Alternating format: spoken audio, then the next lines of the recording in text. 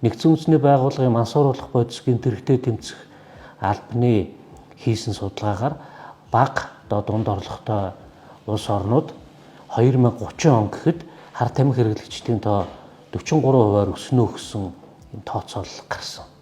Тэгэхээр манайд одоо 25-аас 66% өсөлттэй байна гэдэг нь нэгдсэн үндэсний байгууллагын тайлан тоо мэдээтэй тохирж байна гэсэн. За манай хийсэн судалгаагаар 25 хүртэл насны хүүхд залуучуудын 56% нь одоо хар тамхитай холбоотой гэмт хэрэгт холбогдож байна.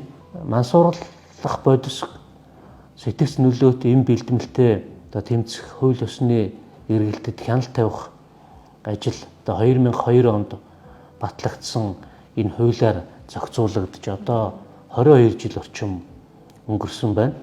Тэгээд энэ нийгмийн харилцаа өөрчлөгдөж одоо хөгжил дэвшил явагдаж байгаа энэ үед уг хуулийн одоо үйлчлэл одоо хангалтгүй болсон учраас одоо энэ гэмт хэргийн гаралт нэмэгдсэн хүүхэд залуучууд өртсөн сэргийлэх бодлого, өртсөн сэргийлэх ажил үр дүнтэй явагдахгүй байгаагаас болж одоо энэ гэмт хэргийн гаралтад нөлөөлөх юм үндэслэл болж байна гэж одоо үнж байна.